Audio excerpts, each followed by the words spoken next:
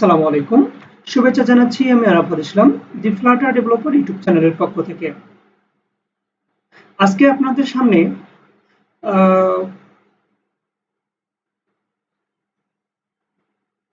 যারা 2024 সালে এসএসসি পরীক্ষা দিয়েছে মূলত ভিডিওটি তাদের জন্য। এবং আমরা স্ক্রিনে দেখতে পাচ্ছি 2024 সালে এসএসসি ও বা সমমান পরীক্ষায় উত্তীর্ণ সকল ছাত্রছাত্রীদের অভিনন্দন জানিয়ে ডাচ বাংলা ব্যাংক প্রতি বছর ন্যায় এবছরও একটা শিক্ষাবৃত্তির আয়োজন করেছে। তো আমরা স্ক্রিনে দেখতে পাচ্ছি এটা শুধুমাত্র 2024 সালে যারা এসএসসি অথবা সমমান পরীক্ষায় উত্তীর্ণ মেধাবী পরীক্ষার্থী শিক্ষাক্ষেত্রে আর্থিক সহায়তা প্রত্যাশী নিম্ন বর্ণিত যোগ্যতা সম্পন্ন ছাত্রছাত্রীদের কাছ থেকেই অনলাইনে বৃত্তির জন্য দরখাস্তের আহ্বান করেছে। তো আমরা এখানে দেখে নিব বৃত্তির জন্য আবেদনের যোগ্যতা কি কি হতে হবে।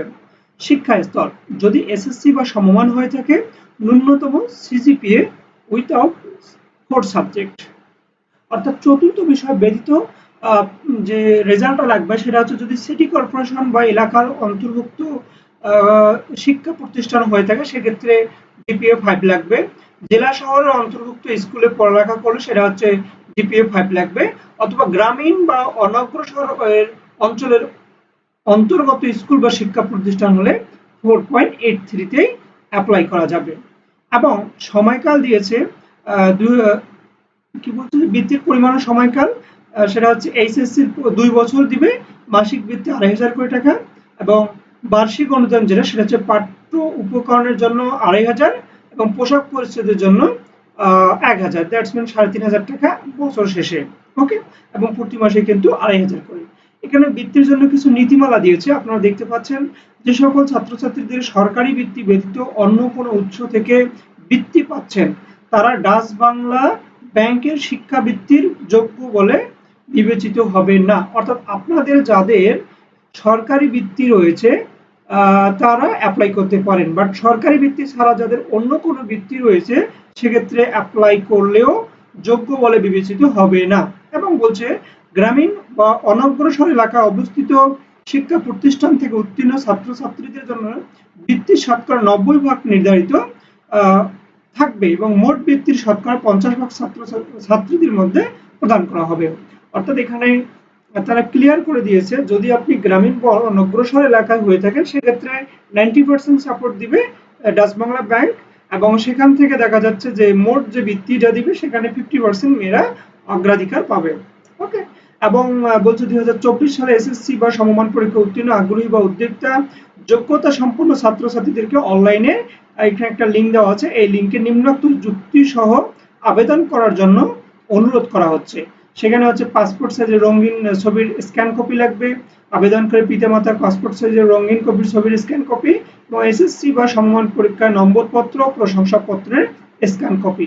তো সমস্যা হলো যে ভাই আমার তো রেজাল্ট 4 সাবজেক্ট ব্যতীত সবই ঠিক রয়েছে এবং আমি গ্রাম থেকে উঠে এসেছি অথবা সিটি কর্পোরেশন এলাকার অন্তর্ভুক্ত আমার স্কুল ছিল, বাট এই ভিত্তিতে আমি আবেদন করব কিভাবে?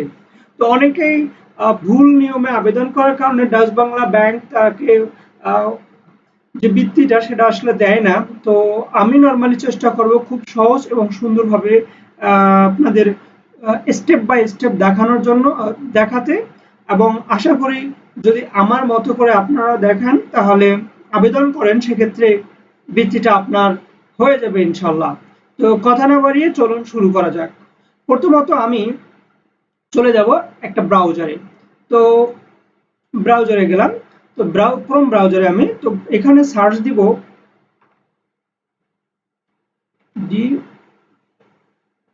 DBL scholarship.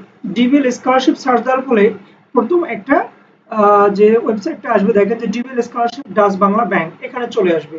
তো আপনারা এখানে ক্লিক করবেন, আমি ক্লিক করলাম এবং এখানে চলে আসবে। দেখেন এই সাইডে লেখা আছে কি যে স্কলারশিপ ইনফরমেশন, স্কলারশিপ হোম, এবং নিচে লেখা আছে যে অ্যাপ্লাই ফর এইচএসসি অথবা গ্রাজুয়েশন স্কলারশিপ। তো আপনারা এই জায়গায় ক্লিক করবেন, রাইট?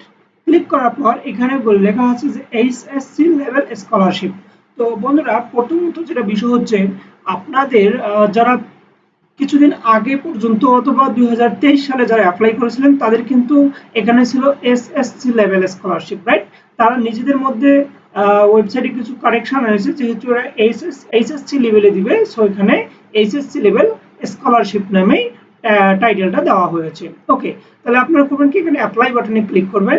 অ্যাপ্লাই বাটনে ক্লিক করার পর এখানে বলছে যে অ্যাপ্লিক্যান্ট নেম, নেম কি, যদি আমি এখানে ক্লিক করে, বলা হয়েছে যে 100 ওয়ার্ডের মধ্যে হবে, বাট বলছে কি যে as per SSC registration card, অর্থাৎ আপনার এসএসসি রেজিস্ট্রেশন কার্ডের উপর যে নামটা রয়েছে সেই নামটা দিতে হবে, এবং দেন ডেট অফ বার্থ, তারপর হচ্ছে father's name, total family member সবকিছু রয়েছে। তো আমরা স্টেপ বাই স্টেপ কমপ্লিট করব। তো আমি আপনাদের দেখানোর সুবিধার্থে আমি এখানে একটা স্টিকি নোটে নোট করে নিয়েছি। ওকে, নোট করে নেওয়ার পর এখানে দেখেন যে অ্যাপ্লিক্যান্ট নেম, যেহেতু এসএসসি রেজিস্ট্রেশন কার্ড অনুযায়ী, সেক্ষেত্রে আমি যেটা করেছি যে আমার এসএসসি কার্ডের রেজিস্ট্রেশন কার্ডের যে নামটা ছিল সেটা হচ্ছে এটা, আমি এটা কপি করে দিলাম, কপি করে এখানে পেস্ট করে দিলাম। এখানে ডেট অফ বার্থ, আচ্ছা ডেট অফ বার্থ দিলাম, এখানে কি জেন্ডার, জেন্ডার হচ্ছে অবশ্যই পুরুষ। ওকে, পুরুষ। মোবাইল নাম্বার কি, মোবাইল নাম্বার আমি দিলাম এটা। আপনিও আপনাদের নিজস্ব মোবাইল নাম্বার দিবেন। মাদার্স নেম, আমি মাদার্স নেমের আগে এখানে ফাদার্স নেম, তাহলে আমি এখানে ফাদার্স নেম দিব।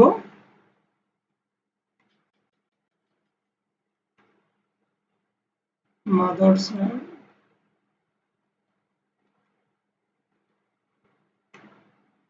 টোটাল ফ্যামিলি মেম্বার, আমাদের টোটাল যে ফ্যামিলি মেম্বারটা সেটা উল্লেখ করতে হবে। সো সেক্ষেত্রে আমি এখানে দিব 8, আর্নিং অফ মেম্বার 1, এখানে যেটা হবে প্রেজেন্ট অ্যাড্রেস, সেটা হচ্ছে আমাদের প্রেজেন্ট অ্যাড্রেস নিজ নিজ আপনারা যেখানে থাকেন সেই অনুযায়ী দিতে হবে। তো আমি এটাকে কপি করলাম এবং এটাকে পেস্ট করলাম, রাইট। কিন্তু এখানে আমি দিব যেটা, সেটা হচ্ছে ভিলেজ উল্লেখ করে দিব, ঠিক আমার মতোই ভিলেজ।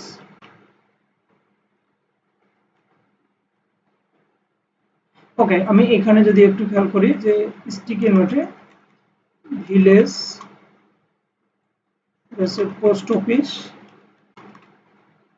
এটা হবে আপনাদের উপজেলা, দ্যাটস মিন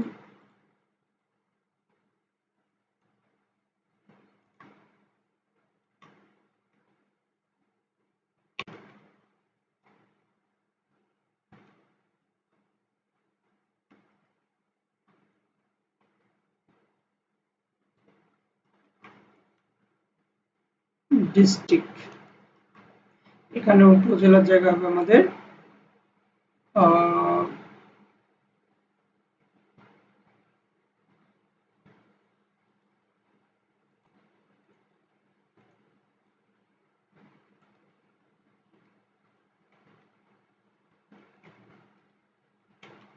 থানা, রাইট। তাহলে আমি এখানে কমপ্লিট করলাম এবং এটাকে কপি করে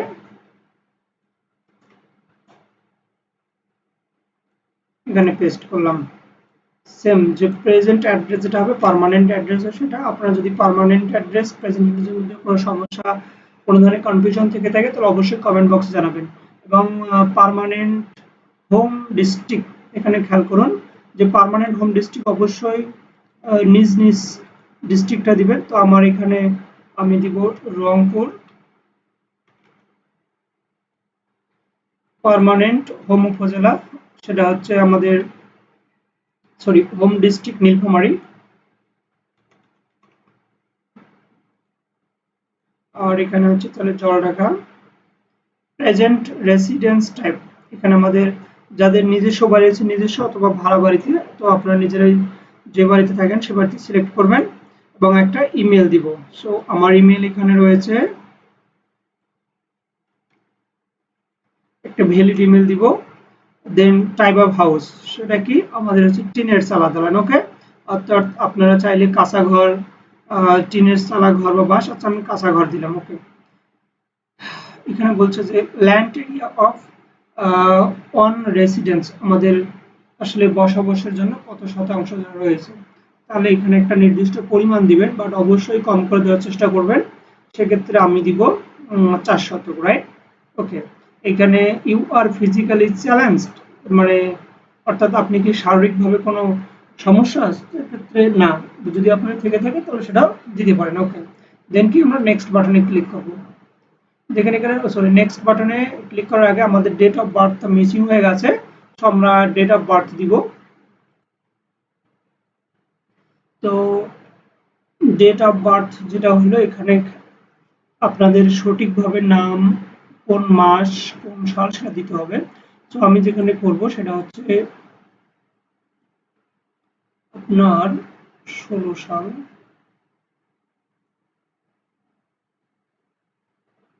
সরি 7 সাল।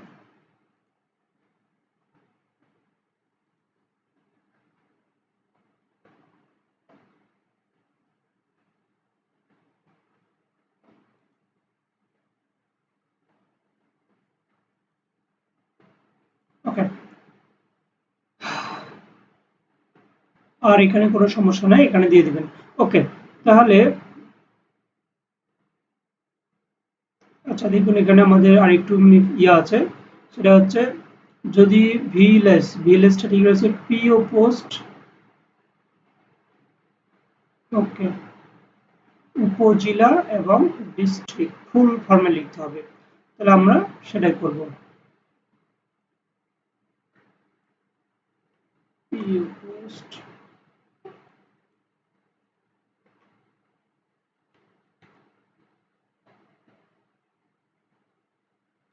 উপজেলা।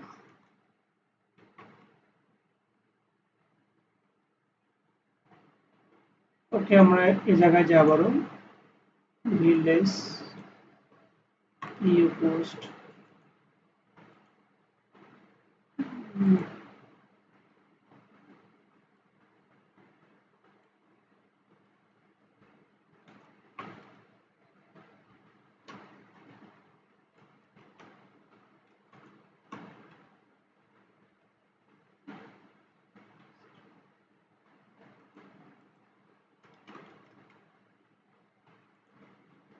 ঠিক এই ফরম্যাটটা আপনারা কপি করবেন এবং পেস্ট করবেন এবং ফাইনালি নো নতুন করে নেক্সট বাটনে ক্লিক করবেন। দেখেন যে এখন আমাদের 2 নম্বর যে স্টেপ রয়েছে সেই স্টেপে চলে আসছে। তো 2 নম্বর স্টেপে কি রয়েছে? 2 নম্বর স্টেপে রয়েছে এডুকেশনাল ইনফরমেশন। ওকে, তাহলে একাডেমিক লেভেল কি? অবশ্যই এসএসসি, রাইট? আপনারা প্রয়োজন অনুযায়ী দাখিল বা আদার্স দিতে পারেন। ওকে, তাহলে এখানে পাসিং ইয়ার কত? 2024 সেটা সিলেক্ট করবেন এবং রেজিস্ট্রেশন নাম্বার আমরা এখানে রেজিস্ট্রেশন নাম্বার দিব। তো আপনারা পূর্ববর্তী লিখে রাখতে পারেন অথবা আমি এখানে লিখতেছি 211।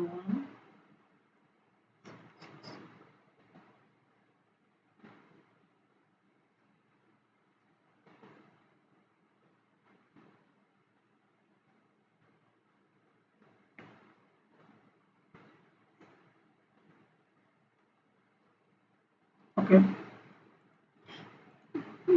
গ্রুপ সিলেক্ট করবেন, বোর্ড সিলেক্ট করবেন, দেন রোল নাম্বার, এখানে রোল নাম্বারের জায়গায় সঠিক রোলটা বসাই দিবেন।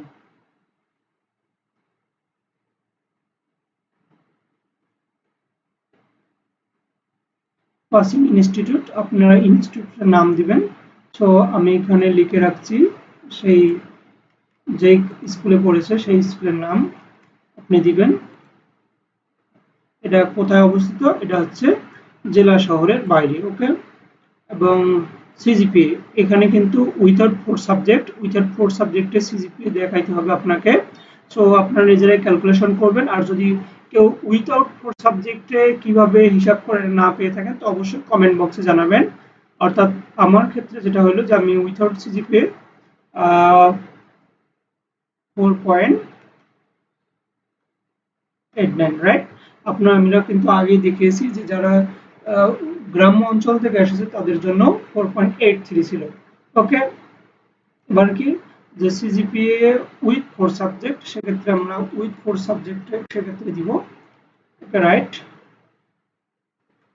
CGPA scale 5, right? এবং present place of study no, right? দেখেন যে বলছে যে কোথাও ভর্তি না হয়ে থাকলে টাইপ করুন এনএ, রাইট? তাহলে আপনারা এনএ টাইপ করলেন এবং আমরা পরবর্তীতে নেক্সট দেব। নেক্সট এর পর দেখেন তৃতীয় স্টেপে চলে আসলাম। তৃতীয় স্টেপে বলছে কি যে father's information.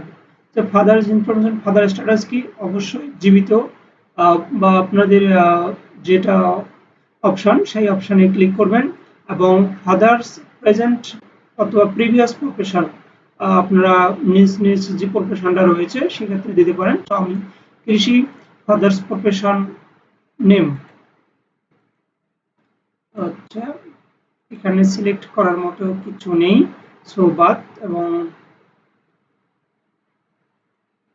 Father's services or business place or contract, এখানেও কোনো অপশন পাচ্ছি না। যাই এখানে দেখি যে ফাদার্স এডুকেশন, ফাদার এডুকেশন হচ্ছে নিরক্ষর, আপনারা চাইলে এসএসসি এর নিচে মানে যেটা হয় সেটা দিবেন।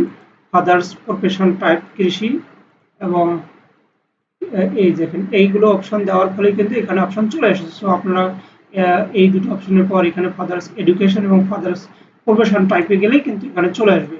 তো এখানে ফাদার্স প্রফেশন নেম কৃষক, ফাদার্স অন কাল্টিভেট ল্যান্ড, এখানে মানে চাষাবাদের জন্য কত শতাংশ জমি রয়েছে সেটা আপনারা এখানে উল্লেখ করবেন। এবং fathers cultivate taking less, cultivate by taking less অর্থাৎ কত শতাংশ রয়েছে সেটা আপনারা দিবেন। এটা অর্থাৎ গেল এখানে আছে ফাদার্স অন হাউস ল্যান্ড, এখানে আমরা কিছুক্ষণ আগে উল্লেখ করেছি টোটাল রয়েছে 4 শতক, রাইট? তাহলে এখানে আমরা এখানে 2 দিব, এখানে দিব 4। ফাদার্স সার্ভিস আর বিজনেস কন্ট্রাক্ট, এখানে কিন্তু এই অপশনটা আসতেছে না। যে আমরা করব কি এখন পরবর্তীতে চলে যাব। এটা হচ্ছে মাদার্স স্ট্যাটাস, মাদার্স জীবিত, মাদার্স এডুকেশন নিরক্ষর, মাদার্স প্রিভিয়াস প্রফেশন, যেভাবে আমরা ফাদার্স ইনফরমেশন পূরণ করছি ঠিক ওভাবেই নিজ নিজ মাদার্স ইনফরমেশন অ্যাপ্লাই করব। সো এখানে গৃহিণী, মাদার্স প্রফেশন টাইপ নাই, মাদার্স নেই, ওকে, রাইট। যে ফাদার্স সার্ভিস বিজনেস এনে দ্যাটস মিন এখানে নেই। তো এখানে fathers or sister educational information, do you have any brother or sister? হ্যাঁ, ইয়েস, যদি থাকে সেক্ষেত্রে দিবেন, না থাকলে নেই। সিলেক্ট, যেখানে আমরা যদি ব্রাদারের কথা চিন্তা করি, সিলেক্ট, সে হচ্ছে স্নাতক,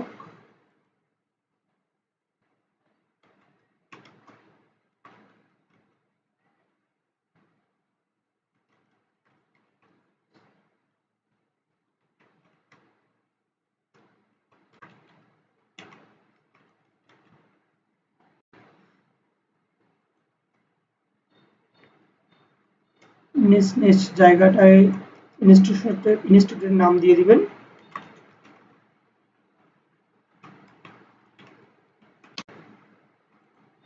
না, ওকে নেই। তারপরে এখানে আপনার ব্রাদার,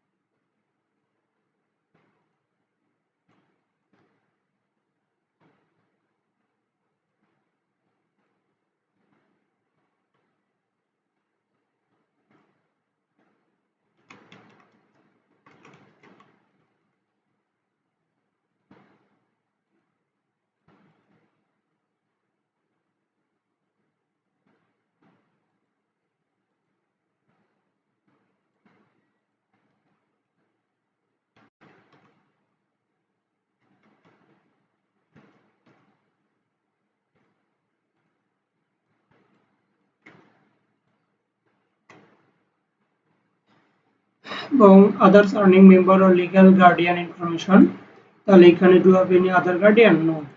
তারপর এখানে ফ্যামিলি ইনকাম ইনফরমেশন। তাহলে এখানে সতর্কতার সহিত লক্ষ্য করে এখানে দেখেন যে বলছে যদি আপনার বাবা মা অথবা দুজনে কেউই জীবিত না থাকে সেক্ষেত্রে ইনবক্সে মা বাবার আয়ের পরিমাণ আপনাকে লিখতে হবে না, কেউ জীবিত না থাকে। আর সেক্ষেত্রে আপনি গার্ডিয়ান থাকেন সেক্ষেত্রে লিখতে হবে। অথবা এখানে যেহেতু আমাদের বাবা মা রয়েছে তো সেক্ষেত্রে যেটা করব আমাদের মানে ইনকামটা আমাদের ফ্যামিলি মেম্বারও একজন ইনকাম করেছিল যেটা আমরা প্রিভিয়াস পেজে দিয়েছিলাম, রাইট? তো সেক্ষেত্রে যেটা করতে পারবো ফাদারের ইনকাম মান্থলি কত, একটা মান্থলি আমাদের যেটা দিতে হবে অবশ্যই একটু কম করে দিবেন যেহেতু কৃষক দিয়েছিলেন প্রফেশন। ওকে, তাহলে monthly other income from house rent other income নাই, মান্থলি আদার নাই, এখানে যাই আমরা এখন নেক্সট বাটনে ক্লিক করব। তাহলে এখানে আমি চতুর্থ স্টেপে চলে আসলো স্কলারশিপ ইনফরমেশন, রাইট? তাহলে এখানে যেটা do you have avail any government scholarship, তাহলে এখানে আপনি কি সরকারি স্কলারশিপ পান, তাহলে যদি পান তাহলে ক্ষেত্রে পেয়ে থাকেন সেক্ষেত্রে অথবা নো, তাহলে আমি নো দিলাম।